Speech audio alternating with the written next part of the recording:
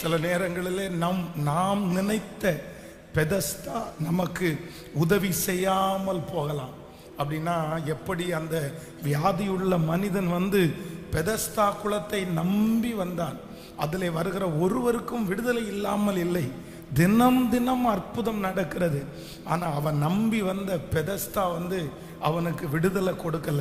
ஆனா வேதம் சொல்கிறது அவனுக்கு விடுதலை கொடுக்கிறதற்கு கர்த்தரே தேடி வந்தார். இந்த ஜெபத்திலே இந்த சத்தத்தை கேட்கிற நீங்கள் இந்த 11 மாதங்களும் நம்பி இருந்த சில நம்பிக்கைகள் உங்களுக்கு கை கொடுக்காமல் போயிருக்கலாம். இங்கிருந்து வரும்னு நீங்க நினைக்கலாம், அங்கிருந்து வராமல் போயிருக்கலாம். இதுதான் எனக்காக ஆண்டவர் உண்டு பண்ணின பெதஸ்தா, இதுதான் ஆண்டவர் எனக்காய் உண்டு பண்ணின ரகபோத்து அப்படின்னெல்லாம் நீங்க நம்பலாம். ஆனா அந்த ரகபோத்திலையும் அந்த பெதஸ்தாவிலையும் நீங்க வெட்கப்பட்டு போகலாம். அது உங்களுக்கு நிறைவேறாமல் போய் மன துக்கத்தோடு வந்திருக்கலாம். ஆனால் நான் நம்புகிறேன், உங்களுக்கு பெதஸ்தாவில் அற்புதம் நடக்காவிட்டாலும் பெதஸ்தா குளத்தின் கரையிலே உங்களுக்கு அற்புதம் செய்கிற ஒரு இயேசு உங்களை தேடி வருவார். நம்புறவங்க நல்ல கரங்களை மேல தட்டி சொல்லுங்க, அப்பாவை பார்த்து நம்புற ஆண்டவரே, நம்புற ஆண்டவரே. நல்லா சொல்லுங்க, இந்த வார்த்தையை நான் நம்புற ஆண்டவரே, இந்த வார்த்தையை நான் நம்புற ஆண்டவரே. நிறைய பேருடைய நம்பிக்கை இழந்தவர்களை இந்த மாதம் நம்பிக்கையை தரப்போறாரு. ஹல்லேலூயா. எப்படி பெதஸ்தா குளத்தின் கரையிலே இருந்த மனுஷனை அற்புதம் தேடி வந்ததோ, நான் நம்புகிறேன், கர்த்தருடைய வார்த்தையை சொல்லுகிறேன், அற்புதம் உங்களை இந்த மாதம் தேடி வரட்டும். கர்த்தர் தேடி வர பண்ணுவாராக. ஹல்லேலூயா. அன்னாளை குறித்து வேதம் சொல்கிறது, தேவ சமூகத்தில் போய் அவங்க ஜெபம் பண்றாங்க, ஆண்டவரே என் தலையின் மேல் இருக்கிற நிந்தை மாறுவதற்கு எனக்கு ஒரு இரக்கத்தை நீங்க செஞ்சா போதும், எனக்கு ஒரு பிள்ளையை நீங்க தருவீங்களா அப்படின்னு கேட்குறாங்க. ஆனா வேதம் சொல்லுகிறது, அவள் கேட்டது ஒரு பிள்ளையை, ஆனால் ஆண்டவர் அவளுக்கு கொடுத்தது தீர்க்கதரிசியை கர்த்தர் தந்தார்.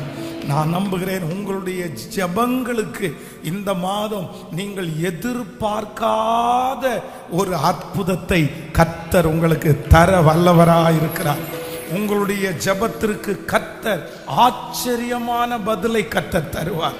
பக்கத்தில் இருக்கிற கையை பிடிச்சு சொல்லுங்க, நீங்க ஜெபித்தது கொஞ்சம், நீங்க ஜெபித்த ஜெபத்திற்கு கர்த்தர் ஆச்சரியமான பதிலை சொல்லுங்க. நீங்க பிரமிக்கிற பதிலை, நீங்க சந்தோஷப்படுகிற பதிலை, நீங்க கேட்டது கொஞ்சம், ஆனால் கர்த்தர் உங்களுக்கு கொடுக்க போகிறது அமுக்கி குலுக்கி சரிந்து விழும்படியா. இந்த வார்த்தையை நம்புறவர்களுக்கு ஆம் என்றும் ஆமேன் என்றும் அப்படியே நடக்கிறது.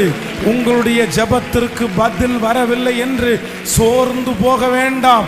கர்த்தராகிய ஆண்டவர் இன்று வாக்குத்தத்தம் கொடுக்கிறார், உன்னுடைய ஜெபத்திற்கு நான் ஆச்சரியமான ஒரு பதிலை உனக்கு தருவேன். ஹல்லேலூயா. பிரமிக்கத்தக்க பதிலை கர்த்தர் தந்தார். ஆமென். சிலர் அப்படிதான், மனசு ரொம்ப உடைஞ்சு போய் நீங்க வந்திருக்கலாம்.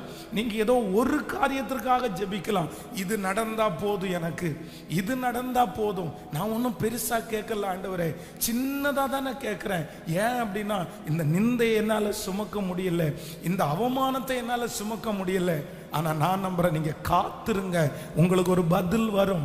எப்படிப்பட்ட பதில் வரும் அப்படின்னு சொன்னா, அந்த பதிலை பார்த்து நீங்க பிரமிப்பீங்க, அந்த பதிலை பார்த்து நீங்க ஆச்சரியப்படுவீங்க, அந்த பதிலை பார்த்து நீங்க சந்தோஷப்படுவீங்க. அன்னாள் பிள்ளையை கேட்டால் கர்த்தர் தீர்க்கதரிசியே கர்த்தர் தந்தார்.